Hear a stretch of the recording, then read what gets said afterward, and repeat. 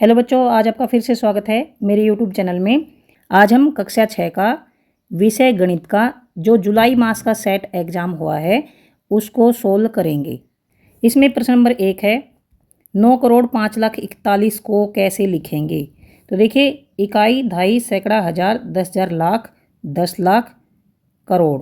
देखिए, इकाई, दहाई, सैकड़ा को हम इकट्ठा लिखते हैं और हज़ार, 10,000 को इकट्ठा लिखते हैं और लाख और 10 लाख को इकट्ठा लिखते हैं और ये बच गया 9 करोड़। तो देखिए यहाँ पर 9,05,41,41 को कैसे लिखेंगे।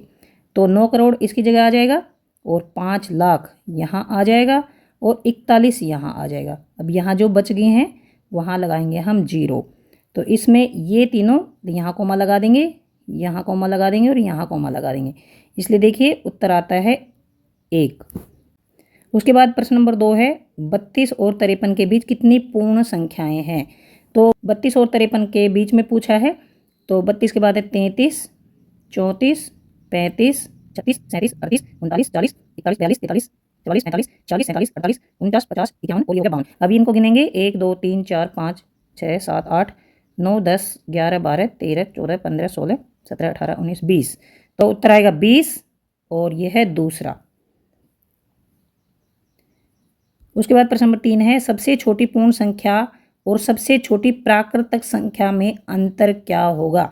देखिए, जो पूर्ण संख्याएं होती हैं वो 0 से शुरू होती हैं, तो सबसे छोटी पूर्ण संख्या है 0 और प्राकृतिक संख्याएं जो होती है वो 1 से शुरू होती हैं।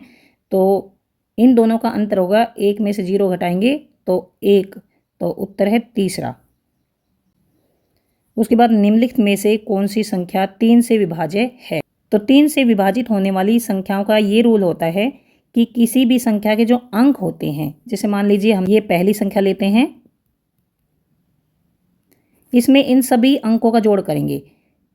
5 और 1 6, 2 8, 8 8 16, 16 और 7 23 हो गया है।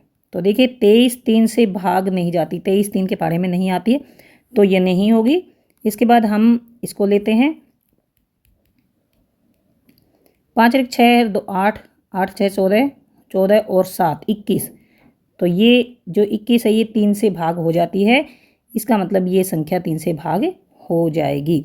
तो हमारा उत्तर आ गया दूसरा। सकते हैं 5 और 1 6, 2 8, 8 6 14, 15 16 17, 17 और 8 ये हो गया 25, ये नहीं होगा। और इसके बाद 5 और 1 6, 6 2 8, 8 6 14, 14 और 6 20 ये हो गया 20, तो ये भी नहीं है, इसका उत्तर है दूसरा।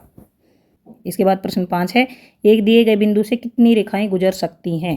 तो देखिए ये एक बिंदु है, इससे कितनी भी रेखाएं गुजर सकती हैं। तो ये अनगिनत आएगा, इसमें कितनी सारी रेखाएं भी इसमें से गुजर सकती हैं। तो इससे इसका उत्तर आएगा अनगिनत। इसके बाद प्रश्न 6 से 7 खाली स्थान भरो। तो प्रश्न 6 है 1 करोड़ 10 लाख कितने 10 लाख के बराबर होता है। 1 करोड़ कितने 10 लाख के बराबर होता है। तो यहाँ पर देखिए इकाई, दहाई, सैकड़ा, हज़ार, 10,000, लाख, 10 लाख और ये है करोड़। तो देखिए यहाँ तक हमारे पास 10 लाख है। यहाँ तक अगर हम 10 लाख लिखेंगे तो कैसे लिखेंगे, इकाई, दहाई, सैकड़ा, हज़ार, 10,000, लाख और 10 लाख, ये 10 लाख है। अगर 10 लाख को हम 10 से गुणा करें तो हमारे पास आ जाएगा 1 करोड़। तो ये आएगा 10 10 लाख, 10 आएगा इसमें, 10 10 लाख जो होता है वो 1 करोड़ के बराबर होता है। इसके बाद यदि दो रेखाओं में एक उभयनिष्ठ बिंदु हो तो उन्हें रेखाएं कहा जाता है। उभयनिष्ठ बिंदु मतलब कॉमन बिंदु हो, जैसे मान लीजिए ये दो रेखाएं हैं और इनमें ये कॉमन बिंदु है ये, तो इन रेखाओं को प्रतिच्छेदी रेखाएं कहा जाता है। अब प्रश्न 8वां है 10,999 का परवर्ती लिखो। परवर्ती मतलब बाद में आने वाला। तो 10,999 में अगर हम 1 जोड़ेंगे तो इसका उत्तर आ जाएगा यहाँ पर 0, यहाँ पर भी 0, यहाँ पर 0, यहाँ हासिल 1 और ये 1, तो ये 11,000 उत्तर आएगा। 10,999 के बिल्कुल बाद 11,000 आता है। और अगर इसका भी प्रवृत्ति पूछा है तो इसमें 1 जोड़ देना, उसका प्रवृत्ति पूछेंगे तो 1 जोड़ देंगे। मतलब मान लीजिए 7 का प्रवृत्ति पूछेंगे तो 7 में 1 जोड़ देंगे, 8 आ गया। तो इस तरह से उससे अगली वाली जो संख्या है वो इसकी प्रवृत्ति होगी। उसके बाद एक वृत्त में कितनी जीवाएं खींची जा सकती हैं? सबसे बड़ी जीवा का नाम लिखो। तो एक वृत्त है ये, इसकी जो परिधि होती है इस पर 2 बिंदु हैं और उनको मिलाने वाली रेखा को जीवा कहते हैं। यहाँ से कितनी भी जीवा खींची जा सकती हैं, कितनी भी जीवाएं खींची जा सकती हैं। देखिए बहुत सारी जीवाएं खींची जा सकती हैं, ऐसे ऐसे ऐसे टेढ़ी मेढ़ी कितनी भी जीवाएं खींची जा सकती हैं। तो इसका उत्तर आएगा अनगिनत। इंग्लिश में इनफाइनाइट लिख देंगे।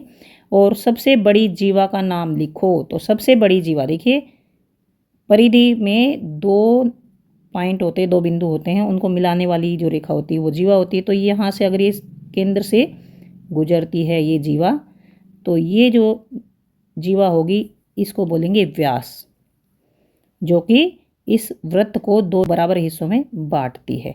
इंग्लिश में डायमीटर और हिंदी में व्यास बोलेंगे।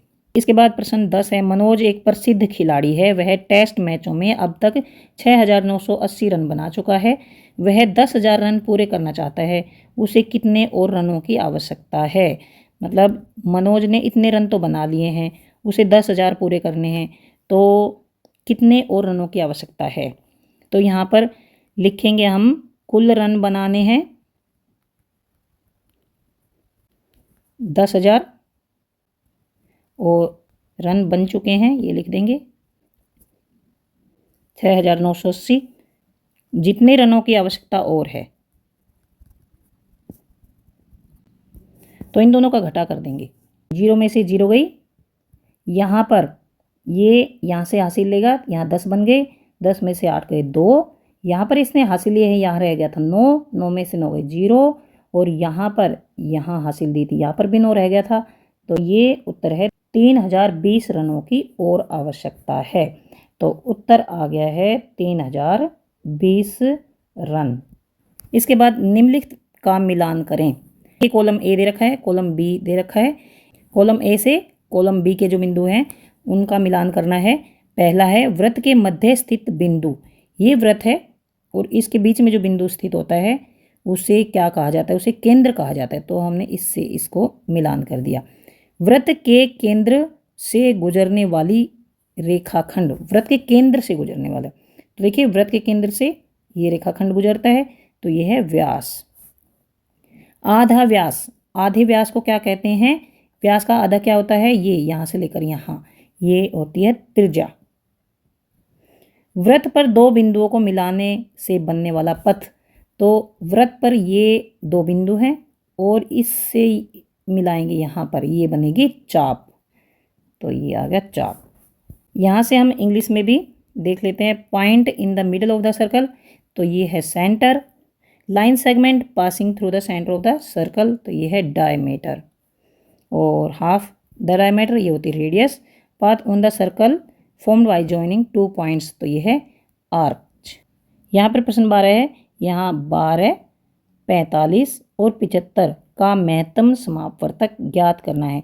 देखिए यहाँ पर ये संख्याएं अलग अलग हैं, 12, 45 और 75। तो महत्तम समापवर्तक ज्ञात करना है। पहले हम इनके गुणनखंड कर लेते हैं।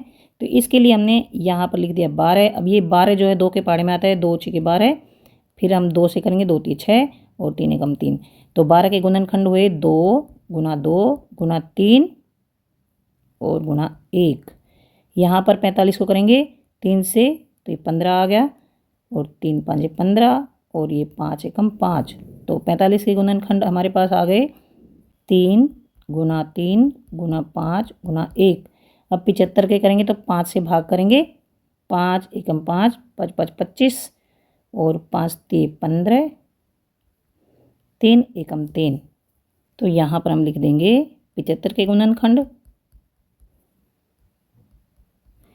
अब हम जो ये गुणनखंड हैं इनमें से ऐसा गुणनखंड ढूंढते हैं जो इनमें सभी में हो, तो कॉमन हो। जैसे 3 है यहाँ पर, इसमें भी 3 है और इसमें भी 3 है और इसमें भी 3 है, तो यहाँ पर हम लिख लेंगे 3। अब हम दूसरा गुणनखंड देखेंगे। तो ऐसा गुणनखंड जो तीनों में हो, तो ऐसा कोई भी नहीं है। एक को लिखते हैं चाहे नहीं लिखो, इससे कोई फर्क नहीं पड़ता। तो उत्तर आएगा 3।